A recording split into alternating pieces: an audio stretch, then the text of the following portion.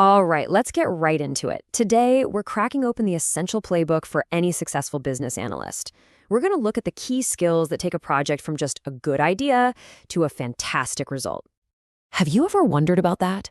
So often, the answer comes down to one person, one role, sitting right in the middle of everything, making sure the whole thing actually works. Okay, so to really understand this, we've got to start with the core mission of a business analyst. What is it they actually do all day? Just think of them as the ultimate translator and navigator.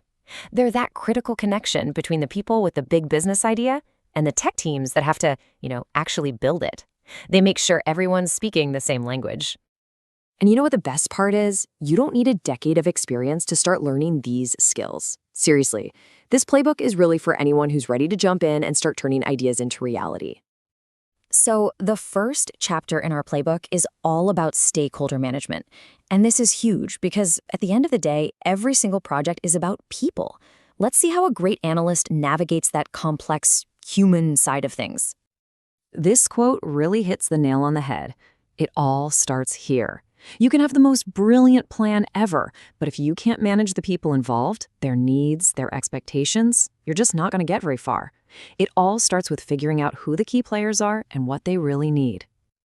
And the best analysts, they don't just wing it. They follow a really clear step-by-step process.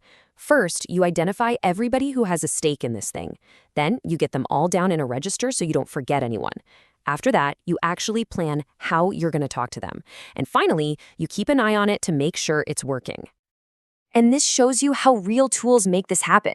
You've got your stakeholder register, which lists who's who and what they care about. Then there's the team charter, which basically sets the rules of the game for how everyone's going to work together. These aren't just pieces of paper. They're the foundation for clear communication. Okay, so once you've got a handle on the people, it's time to create the actual blueprint. Let's look at how we build a rock-solid plan for getting things done. Now, one of the first big decisions you have to make is what kind of life cycle fits your project. Are things a bit fuzzy and likely to change? Well, then you want an adaptive or agile approach for that flexibility. Or is the end goal super clear and not going to change? Then a predictive or waterfall model gives you that upfront structure you need. And once you pick your approach, the plan itself really boils down to these 4 pillars you see here: scope, schedule, resources, and budget. Or in plain English, what are we building? When's it due? Who's going to do the work? And how much money do we have? If you can answer those 4, you are in great shape. Now, to handle all that detail, analysts have some pretty cool tools. A work breakdown structure, or WBS, is just a fantastic way to take a huge, scary project and chop it up into smaller, bite-sized tasks. This is your secret weapon against scope creep, that thing where people keep adding little features that end up blowing up your timeline and your budget. But hey, let's be real. No plan ever goes perfectly, right? So let's look at how the pros handle the 2 things that are guaranteed to pop up: communication breakdowns and unexpected risks. Communication is absolutely everything. And instead of just hoping it happens, a BA creates a specific plan for it. It lays out exactly who needs to know what, how they'll get the info, and how often.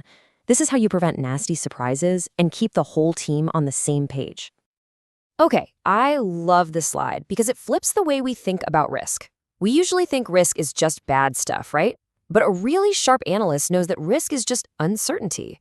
And yeah, that uncertainty could be a threat, but it could also be a golden opportunity just waiting for you to grab it. To get that 360-degree view, analysts use a classic SWOT analysis. You map out your project's internal strengths and weaknesses, and you weigh them against the external opportunities and threats. It helps you build a real strategy, one where you use your strengths to jump on opportunities and to protect yourself from any threats. And the risk register is where this all gets real. It's a list you keep to track every single risk. Look at the examples here. A key developer leaving, that's a threat. The impact? You miss your launch date. But look at the next one. New software becomes available. That's an opportunity. The impact? You finish early and under budget. See, it works both ways. So, we've gone through the theory, the tools, the whole strategy. But how does this all come together to deliver actual, tangible results in the real world? So, does this playbook really work? Well, the proof is right here. People who take the time to learn and apply these skills find them incredibly valuable. You can see the vast majority confirm that this stuff has a massive impact on their work. And a rating this high, it's more than just a good score. It tells you that these are exactly the kind of job-ready skills that companies are looking for right now. They want people who can connect the dots between ideas and execution. Okay, let's put it all together. Time for one last challenge to make this super practical. Imagine your boss walks up to you and says, "We need you to lead the relaunch of our company website." Well, you'd know exactly what to do. You'd pull out your playbook and get to work. You'd create a stakeholder plan for the executives and the dev team. You'd build a WBS for every single task.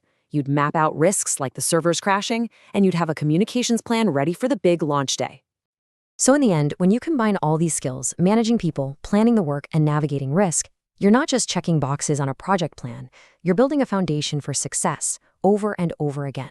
You've got the playbook. So the only real question left is, what are you going to build with it?